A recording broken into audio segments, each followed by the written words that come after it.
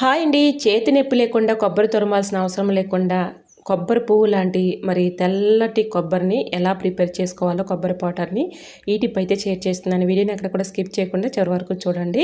ఈ అద్భుతమైన టిప్ తెలుసుకునే ముందు చిన్న రిక్వెస్ట్ అండి. ఫస్ట్ టైం మన ఛానల్ ఎవరైనా చూస్తూ ఉన్నట్లయితే ప్లీజ్ అండి ఒక్కసారి ప్రీవియస్ డే చూసి మీకు నచ్చట్లయితే తప్పకుండా ఛానల్ని సబ్స్క్రైబ్ చేసుకోండి. కొబ్బరి పౌడర్ మనం ఈ విధంగా తురుముకోవాలంటే చాలా టైం అయితే తీసుకుంటుంది కాబట్టి ఈ విధంగా ట్రై చేయండి.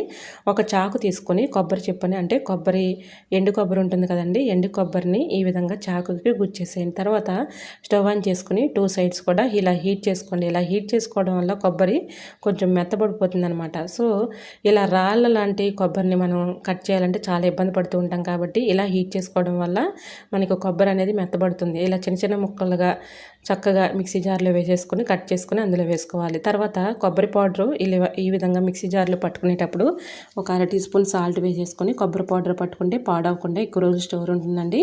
సో ఈ విధంగా కొబ్బరి పౌడర్ని రెడీ చేసేసుకొని ఫ్రిడ్జ్లో స్టోర్ చేసుకుంటే మనకు అవసరమైనప్పుడు కర్రీస్లో కానీ అలానే చట్నీలో కానీ ప్రిపేర్ చేసుకోవచ్చు. సో మనకు కావాల్సినప్పుడు అవసరాన్ని తీసుకోవచ్చు. ఇంకా సెకండ్ టిప్ తెలుసుకుందాం. బెడ్షీట్ ఈ విధంగా బెడ్ పైన వేస్తూ ఉంటే పిల్లలు ఉంటే అస్తమానం ఇలాగా లాగేస్తూ ఉంటారు. ఈ విధంగా మనం చేతులతో పెట్టే బదులు ఈ విధంగా స్టీల్ అట్ల కలతో లోపలికి ఈ విధంగా ఫోల్డింగ్